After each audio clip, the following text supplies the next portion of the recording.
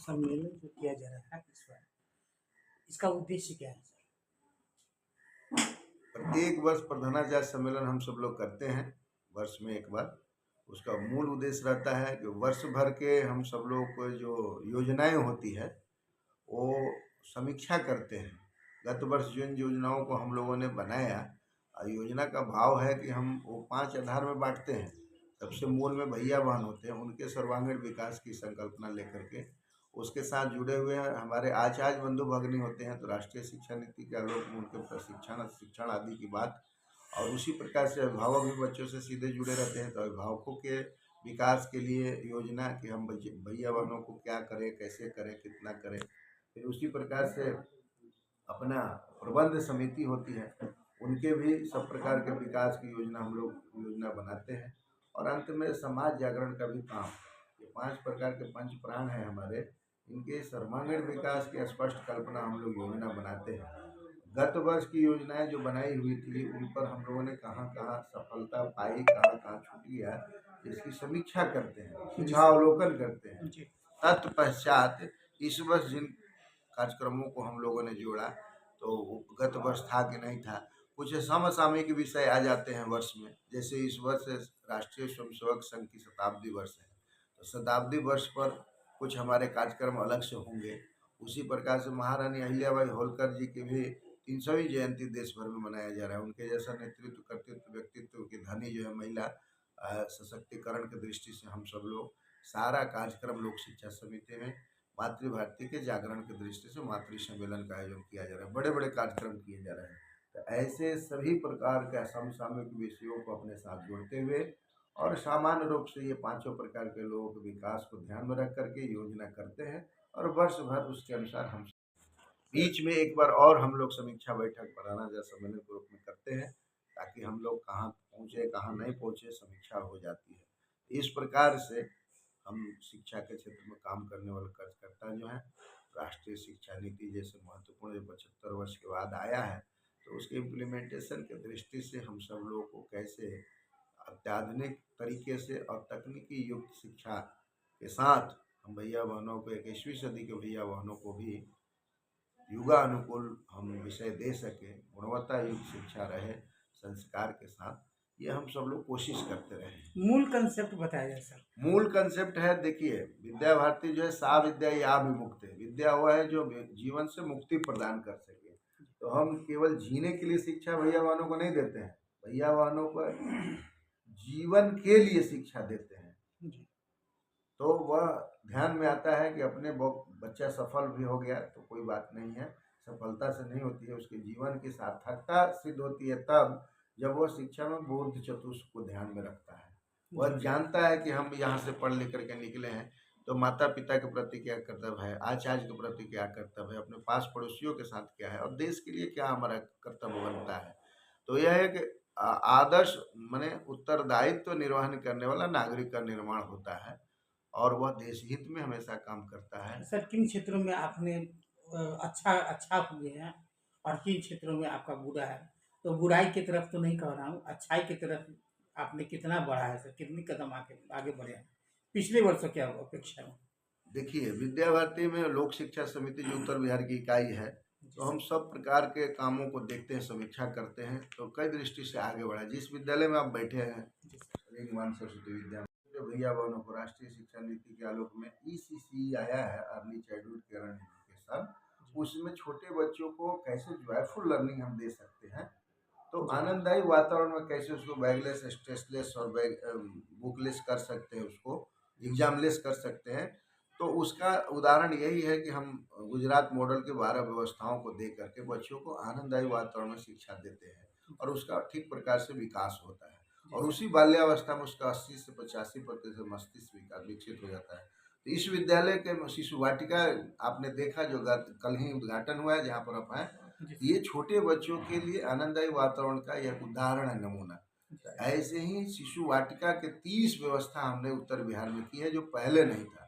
30 कार्यकर्ताओं को मैंने भेजा था, और प्रारंभिक शिक्षा जो राष्ट्रीय शिक्षा नीति के पार्ट बन गया स्कूली शिक्षा में, जो सरकारी आंगनबाड़ी जाते थे, वो हमारे यहाँ पहले से कंसेप्ट था शिशु वाटिका, तो वो जो है हम गुजरात मॉडल से प्राप्त कर करके और यहाँ पर उत्तर बिहार में लगभग 30 विद्यालयों में इसको लागू किया, जैसे यहाँ रिगवान में आप देख रहे हैं। जी सर। उसी प्रकार से वोकेशनल एजुकेशन राष्ट्रीय शिक्षा नीति की एक इम्पोर्टेंट पार्ट हो गया।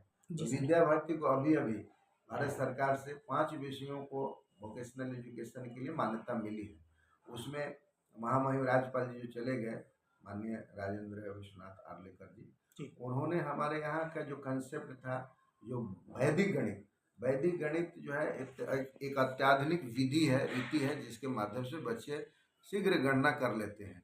तो वो ज्ञान जो है रहने पर बिहार का जो महत्व था, वो महत्व मैथमेटिशियन के नाम पर और आईएएस आईपीएस के नाम पर, पीओ के नाम पर, विदेशों में हमारे आईटी के क्षेत्र में बहुत बच्चे हैं, उसी गणित के कारण से पहले के इतिहास था महत्वपूर्ण। तो उसको हम फिर से दोहरा सके, सदैव बिहार का उन्नत स्थिति रहे, तो उसके लिए हमने पाठ्यक्रमों में लागू कर दिया है महामहिम राज्यपाल जी, और उसकी मान्यता हमको भारत सरकार के अभिन्न अंग है।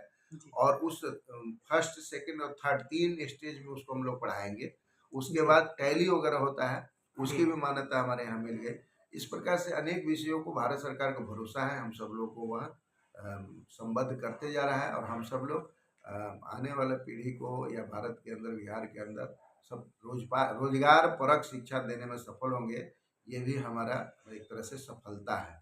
रही बात भौतिक संसाधन का, तो भौतिक संसाधनों में भी हम सब लोगों ने बहुत कुछ किया है इस वर्ष।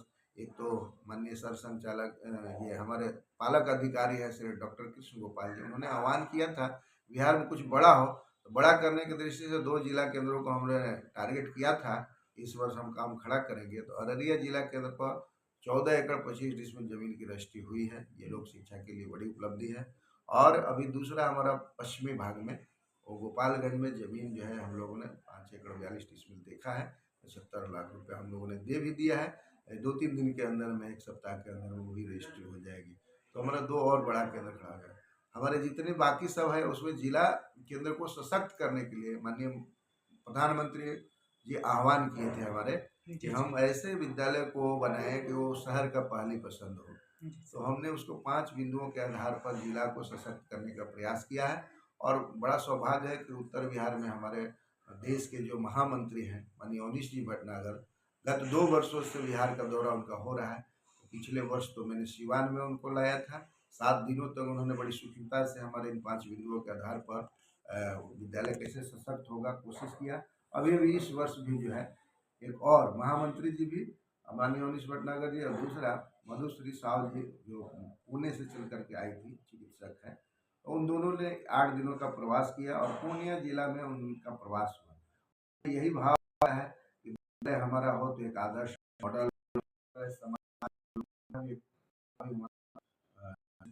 हो, और फिर इसका पहले की गुणवत्ता की जांच के लिए इसकी जैसा महत्वपूर्ण मानक परिषद है हमारा, मुथा फाउंडेशन के द्वारा देश भर में जाना जाता है। उसके माध्यम से हम अपने विद्यालय का अवलोकन, मूल्यांकन, असेसमेंट कराएं, और फिर एक जिला की अच्छी सशक्त टोली हो। और ये 5 बिंदु है। इसके साथ साथ हम चाहते हैं कि बालिकाओं की शिक्षा अलग हो, तो वहाँ भी छात्रावास एक हम लोगों ने खोला है, और सैकड़ों बहनें वहाँ पढ़ लिख रही है पूर्णिया में। तो इस प्रकार से, और सेपरेट दोनों का छात्रावास है, भैया के लिए अलग है, बहन के लिए अलग है। तो इस प्रकार से काम है जिला में अपना तो है, और जिला की पहचान विद्या भारती में, इसमें भी हम सफल हैं। सभी 15 जिलों पर ऐसे 21 जिला है, लेकिन धीरे धीरे कदम आगे बढ़ रहा है। जब विद्या भारती 3 वर्ष के अंदर में अमृत मनाएंगे 2022 का, तो हम सभी जिला केंद्र पर अपना खड़ा कर लेंगे विद्यालय। ये बड़ा लक्ष्य लेकर के त्रिवर्षीय योजना हम बना करके काम कर रहे हैं।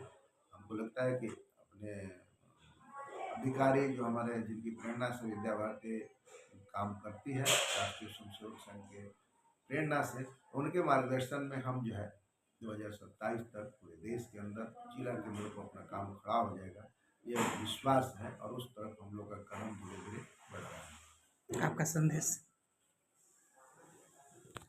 नित्य नूतन चीर पुरातन, ये विद्या भारती का रीति नीति है।